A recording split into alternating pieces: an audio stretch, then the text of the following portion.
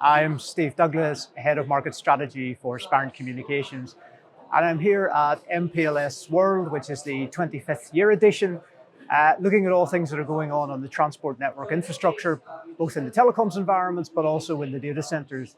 Now, some of the key trends we're seeing at the show this year are around 400 gig, the evolution of the data center to support AI, and also timing and synchronization in our networks. As we look at the telco networks today, we're starting to see that evolution moving towards 400 gig Ethernet to provide that ultra bandwidth requirements that are going to be needed for the next generation of services coming from 5G standalone and 5G advanced. We're also seeing trends within that there of slicing, network slicing, being used with both segment routing or SRv6, and also complementing Flex Ethernet today to allow us to do soft and hard slices on the network, which will be used to provide deterministic services beyond the consumer and into industry. In regards to the data center, I think we're seeing some of the key trends today around how we're going to evolve the data center interconnect fabrics to support the massive amount of GPU clusters which are being built in the back ends to support AI processing, both from an inference perspective, but also from a training perspective. One of the evolutions there we're seeing today is the potential use of Ethernet and the Rocky V2 or RDMA over Ethernet as an alternative to the traditional Infiniband, which is used today. Obviously, as a lot of the data centers evolve to support these large GPU clusters, they're looking at ways to actually test this new interconnect fabric.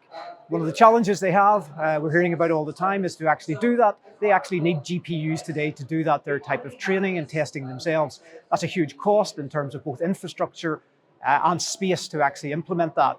So one of the opportunities that Spirent's been bringing to the market is to actually emulate the GPUs and the GPU traffic profiles to allow a more simplified, streamlined way of actually testing that interconnect fabric, initially starting at 400 gig, but evolving to 800 gig and beyond.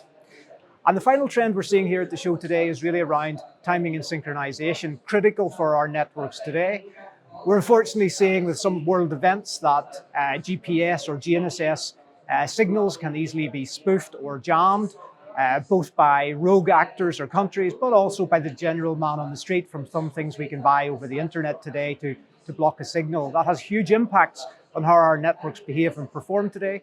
So we're seeing a lot of future evolutions on how to provide resilience on their signal, both from a non-terrestrial perspective, but also within the networks ourselves. So expect in the future to see that their combination of resilience from space, but also from our terrestrial networks. It's a great show this year again, the 25th anniversary, and it's great to be here.